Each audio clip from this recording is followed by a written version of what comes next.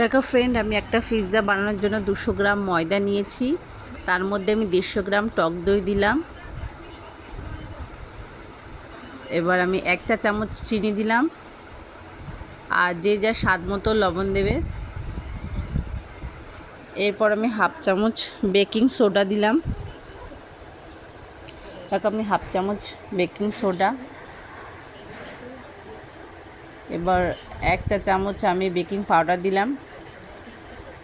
এবার এটাকে হাত দিয়ে ভালো করে মেশাতে হবে সব কিছু উপকরণগুলোকে। দেখো আমি হাত দিয়ে ভালো করে সব কিছু উপকরণ একটু মিক্স করে নিচ্ছি, মিশিয়ে নিচ্ছি।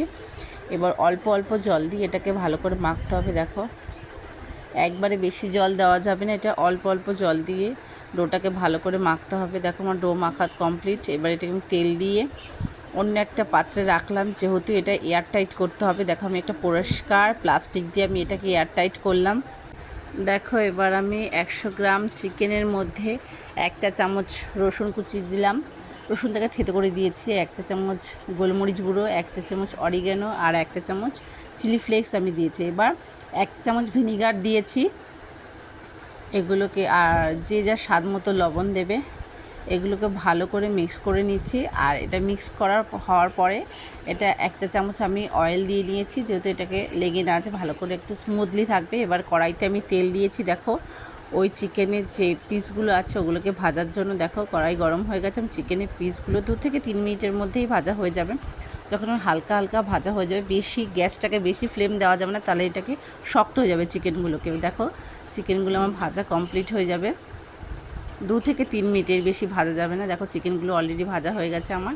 এবার দেখো চিকেন যে ভেজেছি ওই তেলের মধ্যে আমি 1 চা চামচ রসুন দিয়েছি, একটা বড় সাইজের পেঁয়াজ দিয়েছি। দেখো পেঁয়াজ কুচিগুলো আমি দিয়ে দিলাম।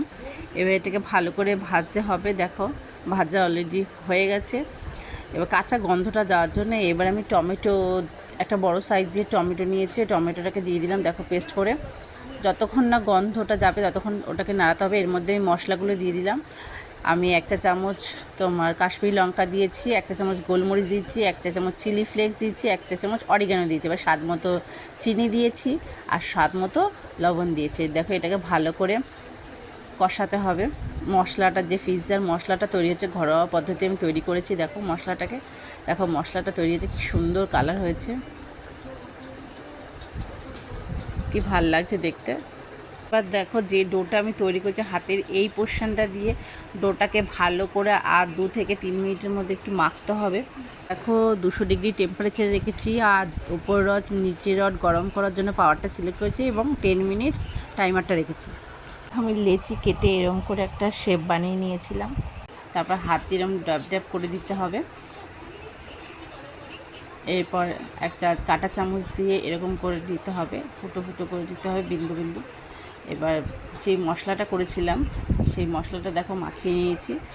যে পাত্রের মধ্যে এই পিৎজাটা বসাবো সেখানে দেখো আমি অয়েল ব্রাশ করে নিলাম, আর তার মধ্যে একটু ময়দাও ছড়িয়ে নিলাম।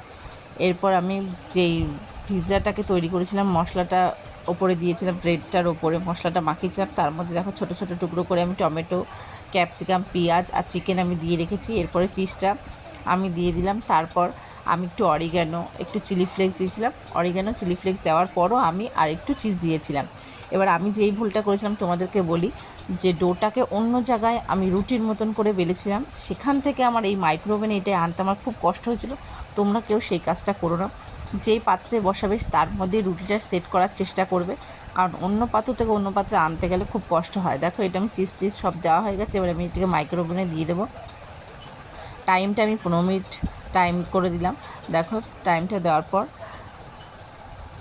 দেখো মাইক্রোওভেনে দিয়ে দিলাম। এরপর আমি টাইমটা 15 মিনিট করে দিলাম। তোমাদের পিৎজাটা ভালো লাগে প্লিজ লাইক করুন অ্যান্ড শেয়ার করো, আর কমেন্ট করতে অবশ্যই ভুলো না। প্লিজ আমার সঙ্গে থেকে তোমরা প্লিজ চ্যানেলটাকে লাইক অ্যান্ড শেয়ার করো। পিৎজাটা কেমন লাগলো কমেন্ট করে অবশ্যই জানাবে।